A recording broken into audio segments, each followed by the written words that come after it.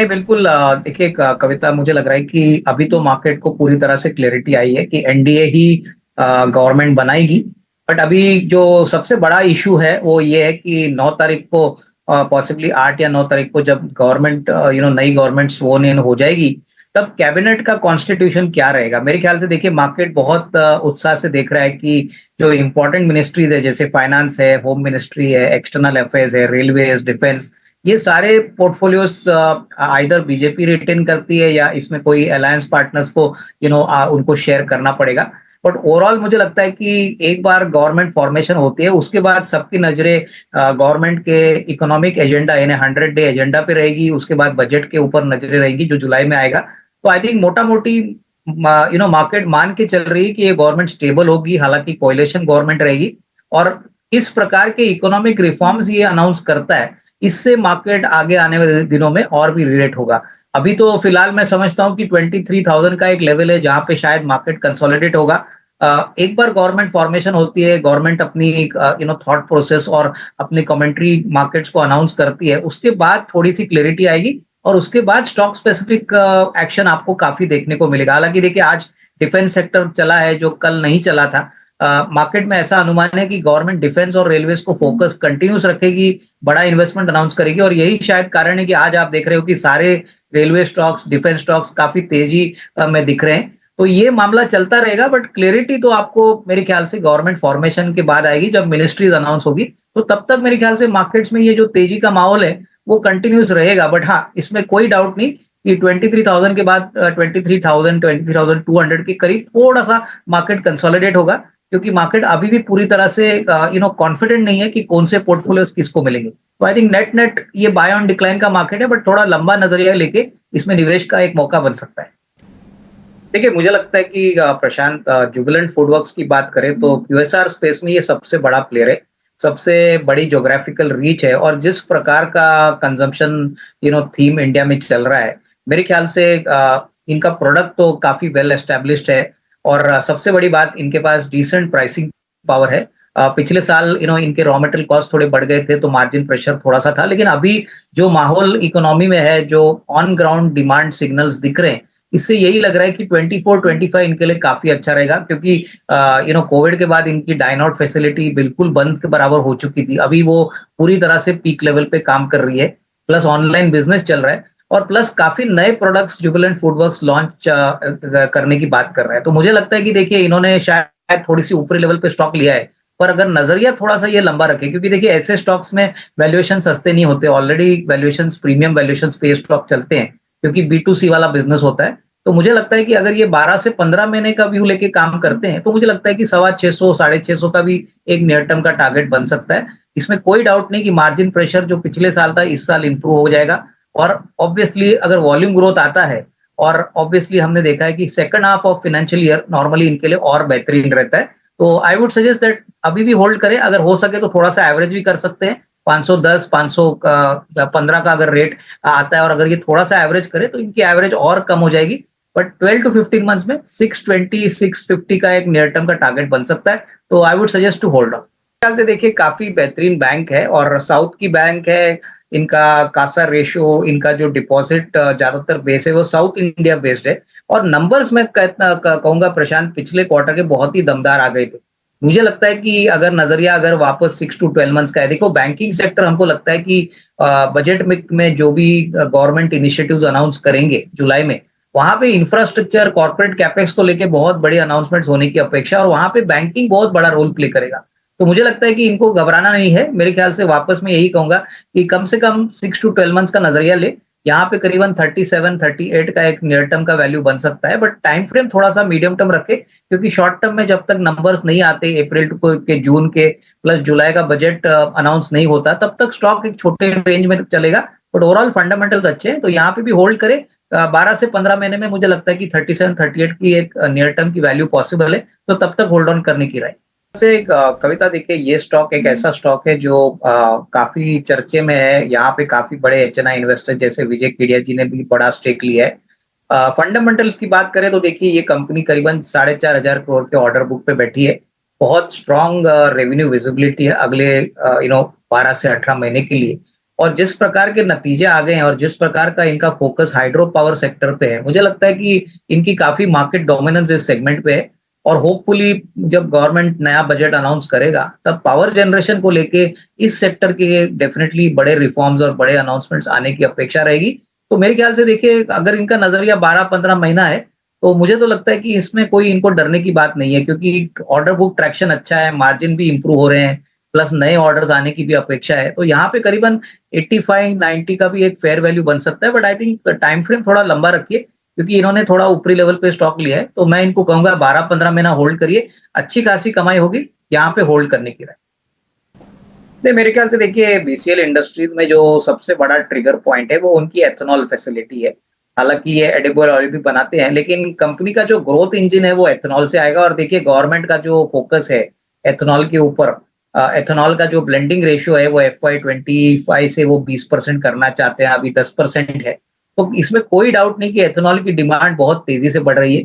इनका जो वेस्ट बंगाल का यूनिट है वो दिसंबर में चालू हो चुका है, तो उसका पूरा इम्पैक्ट आपको आने वाले साल दैट इज़ एफवाई 24-25 में देखने को मिलेगा। मुझे लगता है कि अभी इन्होंने एक हाल ही में शायद स्टॉक खरीदा है, स्टॉक प्राइस का जो प्राइस और जो सीएमपी है वो मोर और लेस सिमिलर है। कम से कम साल भर का नज़रिया रखिए, मुझे लगता है कि जैसे-जैसे नई यूनिट की प्रोडक्शन की वैल्यूज़ आपको देखने को मिलेगी और ऑब्वियसली इनका एथेनॉल ग्रेन बेस्ड है, तो इनको अच्छी खासी कमाई प्राइसेज़ मिलते हैं। तो करीबन 65-70 का एक नियर टर्म का टारगेट बन सकता है। आई मीन क्लियरली इसमें कोई डाउट नहीं कि थोड़ा-सा इंतज़ार करना पड़ेगा, बट एथेनॉल पॉलिसी जब तक गवर्नमेंट प्रमोट करेगी, तब तक मेरे ख्याल से इस कंपनी को ग्रोथ का रिकॉर्ड करने में कोई दिक्कत नहीं होगी। तो कम से कम 12 महीने का व्यू लेके यहाँ पे होल्ड करें, अराउंड 68-75 का एक टारगेट प्राइस यहाँ पे रख सकते हैं। देखिए कविता इन्होंने काफ़ी बड़ी मात्रा में और काफ़ी अच्छे लेवल पे एंट्री की है सन फार्मा में। मैं इनको ये राय दूँगा कि कम से कम 35-40% प्रॉफिट बुक कर ले, अपना कैपिटल फ्री करवा ले क्योंकि नॉर्मली क्या होता है कि हम लोग जब निवेश करते हैं, तब हम भूल जाते हैं कि फाइनली कैपिटल कॉस्ट अगर आप निकालते हो, तो बाकी की इन्वेस्टमेंट आपकी ज़ीरो कॉस्ट होती है और जैसे मुझे भी लगता है कि सन फार्मा एक ऐसी कंपनी है जो अगले 2-3 साल के लिए जो अर्निंग्स ट्रैक्शन है, जो ग्रोथ अपॉर्च्युनिटी है यूएस मार्केट में क्योंकि इनका काफ़ी बड़ा एक्सपोज़र यूएस मार्केट में है, तो इनको इस ग्रोथ का भी लाभ मिलेगा। तो 35-40% अगर ये बुक करते हैं क्योंकि इनको उनका कैपिटल वापस मिल जाएगा और बैलेंस क्वांटिटी ये होल्ड करते हैं, तो मुझे लगता है कि इस लेवल से भी अच्छी खासी कमाई होगी। हालाँकि देखिए ये स्टेडी कंपाउंडर वाली कंपनी है, इसमें इमीडिएट गेन्स ना रहेंगे लेकिन 1.5-2 साल अगर ये होल्ड करते हैं, तो मेरे ख्याल से यहाँ से भी बहुत अच्छा रिस्क रिवॉर्ड बन सकता है। तो थोड़ा प्रॉफिट बुक कर लीजिए और बैलेंस क्वांटिटी अगले साल 1.5-2 साल के लिए होल्ड करिए, बहुत अच्छा मुनाफा बनेगा। नहीं, मेरे ख्याल से देखिए दोनों शेयर्स इन्होंने काफ़ी अच्छे चुने हैं। एनएचपीसी की बात करें तो देखो ये भी कंट्री का सबसे बड़ा हाइड्रो पावर प्लेयर है और पावर जनरेशन की बात करें तो देखिए हाइड्रो पावर भी अभी इंक्रीजिंगली अपना शेयर ओवरऑल पावर के कंट्रीब्यूशन में इंक्रीज़ कर रहा है। तो मेरे ख्याल से इनको बेनिफिट तो उनके एक्सपांशन तो मिलेगा ही, लेकिन गवर्नमेंट भी चाह रही है ज़्यादा से ज़्यादा हाइड्रो पावर ऑप्शन के ऊपर से भी पावर जनरेट करे। तो इसमें कोई डाउट नहीं कि कंपनी का आने वाला जो कम से कम 12-15 महीने का जो आउटलुक है वो काफ़ी पॉजिटिव है। इनफैक्ट कंपनी ने नंबर्स भी अच्छे दिखाए हैं। तो मेरे ख्याल से इनकी बाइंग प्राइस और जो कॉस्ट मार्केट प्राइस है वो ज़्यादा कोई डिफरेंस नहीं है। तो यहाँ पे मैं समझता हूँ कि साल भर अगर ये होल्ड कर सकते हैं तो 145-150 का एक नियर टर्म का फेयर वैल्यू बन सकता है, तो यहाँ पे होल्ड करें। रही बात अशोक लेलैंड की तो देखिए इकोनॉमी काफ़ी ज़ोर से चल रही है और जभी भी इकोनॉमी में इम्प्रूवमेंट आती है, तभी ऑटो सेक्टर और कमर्शियल व्हीकल सेक्टर इसका एक क्लियर सिग्नल होता है। इस साल हमको लग रहा है कि कमर्शियल व्हीकल्स कम से कम 15-16% की ग्रोथ रहेगी। प्लस अशोक लेलैंड डिफेंस में भी काफ़ी बड़ी मात्रा में काम करता है। तो यहाँ पे भी मैं यही कहूँगा कि थोड़ा लंबा समय रखिए 12-15 महीने। कंपनी बहुत अच्छा काम कर रही है, अच्छे नए प्रोडक्ट्स भी लॉन्च कर रही है।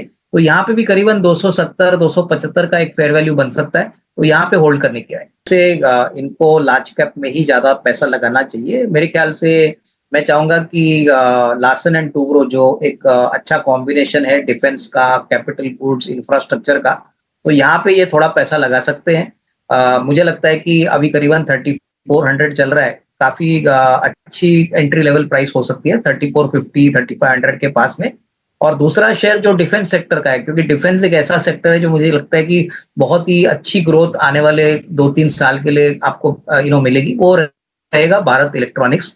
इमीडिएटली जब इलेक्शन का रिजल्ट आया था तभी ये शेयर 19-20% गिरा था लेकिन आज वापस ऊपर आया है।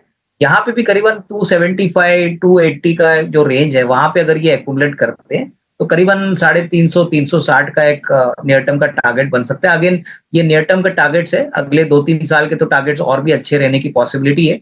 तो एक डिफेंस का हो गया, एक कैपिटल गुड्स डिफेंस और इंफ्रा का हो गया, और तीसरा मैं इनको यही कहूंगा कि शेयर जो मुझे अच्छा लग रहा है वो है टाटा मोटर्स। देखिए ऑटो सेक्टर में ये काफी बड़ा प्लेयर है, both passenger car as well as commercial vehicles में। अभी तो जेएलआर का बिजनेस और जो पैसेंजर कार का बिजनेस है वो डीमर्ज होने वाला है। तो करीबन 950 945 और 950 के बीच में अगर ये लेते हैं तो अगले 3 साल के लिए बहुत ही बेहतरीन नंबर मिलेंगे। प्लस इनको दो कंपनियां मिलेगी, एक कमर्शियल व्हीकल की, एक पैसेंजर कार जो जेएलआर का बिजनेस है, और इसके बाद मुझे लगता है कि अच्छी री-रेटिंग स्टॉक में देखने को मिलेगी। तो ये 2-3 जो विकल्प है ये थोड़ा-थोड़ा करके अपने रिस्क के हिसाब से आप एलोकेट कर लीजिए, पर नजरिया कम से कम 2-3 साल का रखिए, अच्छी खासी कमाई तीनों शेयर्स में। नहीं देखिए, इन्होंने बहुत ही अच्छे लेवल पे हिंदुस्तान कॉपर का शेयर खरीदा है। मुझे लगता है कि देखिए अभी कॉपर की रैली शुरू हो चुकी है। कॉपर एक ऐसा मेटल है जो not only normal electrical applications के लिए यूज़ होता है, बट इवन इलेक्ट्रिक व्हीकल्स में इसकी काफ़ी मात्रा में यूज़ होती है। तो मुझे लगता है कि देखिए इंडिया का सबसे बड़ा प्लेयर है। कॉपर के प्राइसेज़ अभी काफ़ी सिग्निफिकेंटली बढ़ चुके हैं, लेकिन अभी भी ऐसा माना जा रहा है कि सप्लाई डेफिसिट बहुत है, डिमांड बहुत तेज़ी से बढ़ रही है।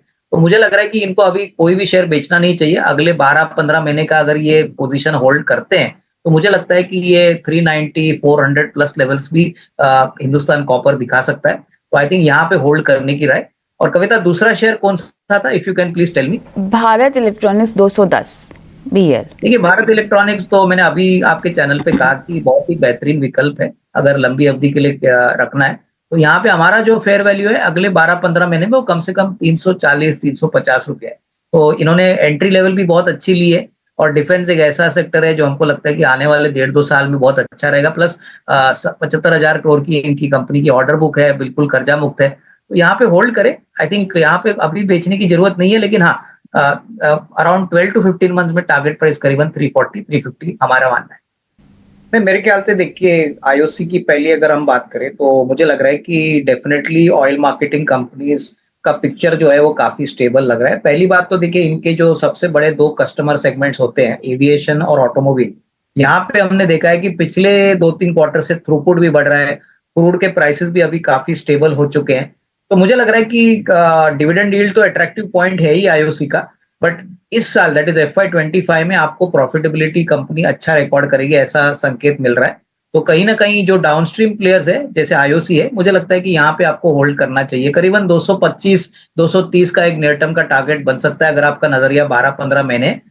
डेफिनेटली पॉजिटिव आउटलुक है। और दूसरी कंपनी कौन सी कही थी प्रशांत, अगर if you can please tell me? SJVN sir, SJVN ये इन्होंने 137 पे खरीदा है, 137 पे। देखिए एसजेवीएन भी मुझे लगता है कि जो रिन्यूएबल और ग्रीन एनर्जी स्पेस है वहां पे काफी बड़ा मात्रा में इन्वेस्टर्स पॉजिटिव है। और मुझे लग रहा है कि हालांकि देखिए स्टॉक में थोड़ा कंसोलिडेशन जरूर देखने को मिला है, क्योंकि निचले लेवल से स्टॉक बहुत चल चुका है। अगर नजरिया आपका यहाँ पे थोड़ा सा लंबा है, 1.5 साल का नजरिया आप रखते हो, तो मुझे लग रहा है कि आपको अच्छी कमाई होगी। शॉर्ट टर्म में नहीं, but medium to long term में मुझे लगता है कि ये यूनिकली पोजिशंड है, और गवर्नमेंट भी चाहेगी कि ज्यादा से ज्यादा रिन्यूएबल और जो ग्रीन एनर्जी के पावर के सोर्सेज है वहां पे पॉजिटिविटी और इंसेंटिव्स दिए जाए। तो यहाँ पे मुझे लगता है 1.5 साल की बात करें तो 170 175 का एक नियर टर्म का टारगेट बन सकता है। तो यहाँ पे भी होल्ड करें, बट यहाँ पे शायद थोड़ा मूव जो होगा वो थोड़ा धीरे होगा, क्योंकि शेयर ऑलरेडी काफी भाग चुका। कविता, मैं इनफैक्ट देखिए अभी मैं ऑफ लेट इस कंपनी के बारे में पढ़ रहा था, तो यहाँ पे जो उनके क्रेडिटर्स है और जो जो बोरोअर्स है, इन्होंने कंपनी के अगेंस्ट लिक्विडेशन के प्रोसीडिंग्स अनाउंस कर दिए। तो मुझे लगता है कि अभी फिलहाल तो कोई बड़ा ट्रिगर इसमें दिखता नहीं है, जब तक इसमें क्लैरिटी आती नहीं है कि कंपनी की अभी लीगल स्टेटस क्या है। क्योंकि फंडामेंटल्स छोड़िए, मेरे ख्याल से ये स्टॉक काफी स्पेकुलेटिव है, और इन्होंने बहुत ही ऊपरी लेवल पे स्टॉक लिया है। अभी तो स्टॉक मेरे ख्याल से लोअर सर्किट चल रहा है। तो कोई भी उछाल अगर आता है तो इसमें से इनको निकल जाना चाहिए, क्योंकि देखिए जब भी ऐसी खबरें आती है कि लिक्विडेशन प्रोसीडिंग्स कंपनी के अगेंस्ट अनाउंस कर दी है, तभी मार्केट को ऐसी कंपनीज और मैनेजमेंट्स पे भरोसा रहता नहीं है।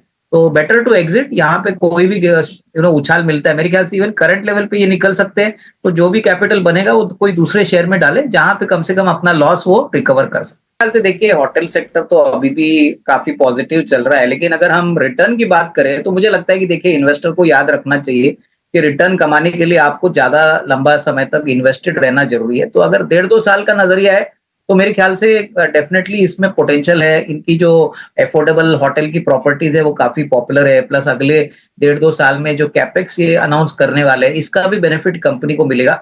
तो मेरे ख्याल से अगर आपको अच्छा खासा रिटर्न चाहिए तो कम से कम 1.5-2 साल यहाँ पे निवेशित रहिए, थोड़ा सा पेशेंस रखिए क्योंकि ये स्टॉक काफी धीरे चलता है, बट जब चलेगा तभी काफी अच्छा चलेगा। तो keep a time frame of 1.5 to 2 years, अच्छी खासी रिस्क रिवॉर्ड आपको मिले।